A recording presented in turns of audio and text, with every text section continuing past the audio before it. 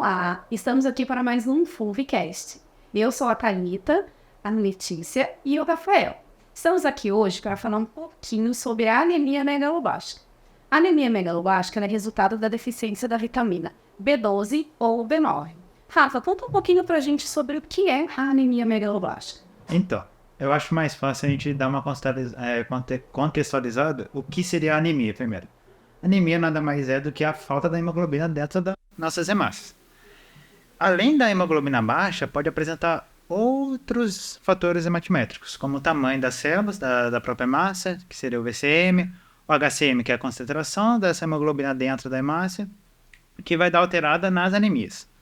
A anemia megaloblástica, em especial, as células vão apresentar em tamanhos maiores, as hemácias, por conta da vitamina B12 e a B9, que ela tem um fator muito importante na hora da sua divisão celular dentro da nossa medula.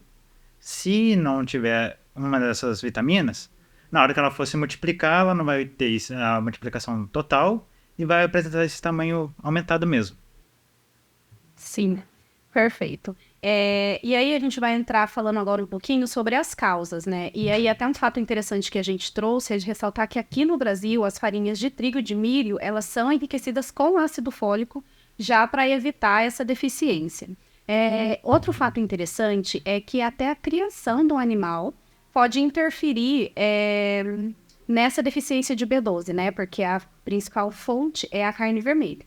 Então, animais que são criados em locais fechados, que são impedidos de comer diretamente no solo, eles podem ter essa deficiência de vitamina B12. Então, eles precisam até ser tratados com suplementos para equilibrar essa deficiência. Então, Letícia, fala um pouquinho para a gente sobre as causas da anemia megaloblástica.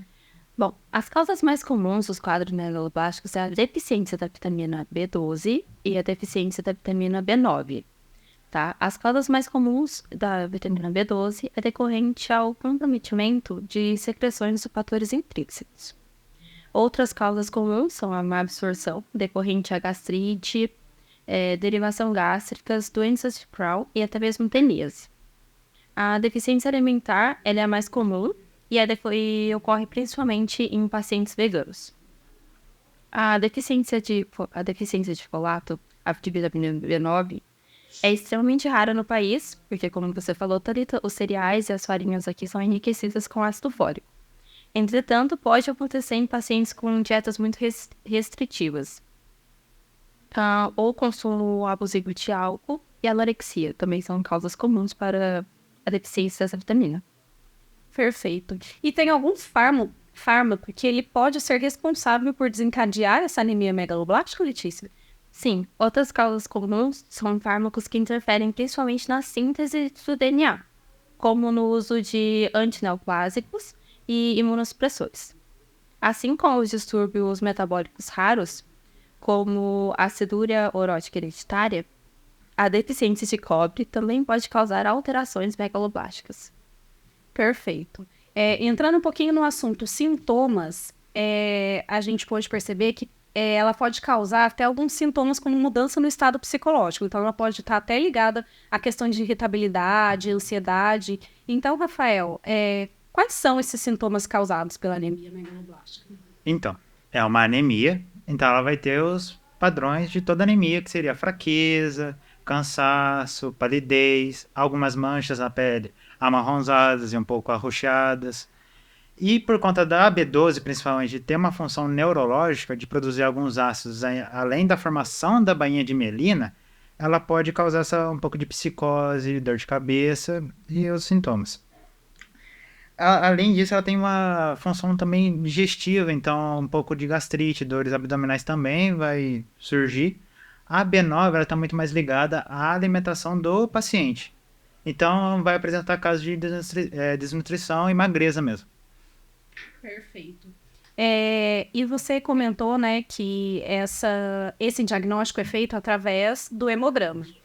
Então, tem algum exame complementar que possa ser feito para diagnosticar até a causa dessa anemia? Então, né?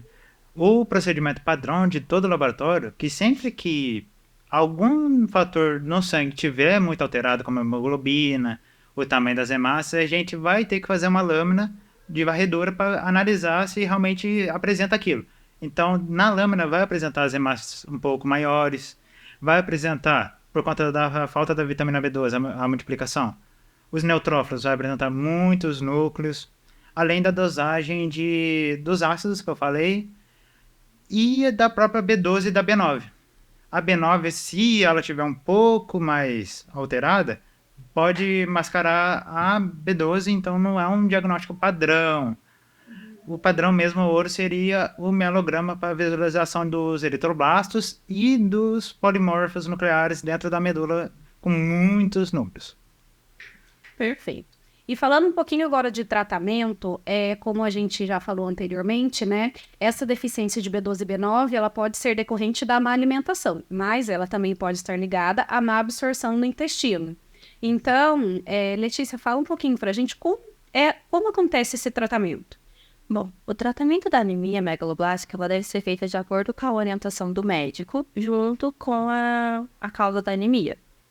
Então, se for por deficiência da vitamina B12, o médico pode prescrever a suplementação por via oral ou endovenosa, em caso de má absorção, ou até mesmo fazer a questão alimentar, da melhora alimentar desse paciente. Então, ele precisa comer mais alimentos fontes dessa vitamina, como carnes vermelhas, ovos, peixes e até mesmo leite, por exemplo.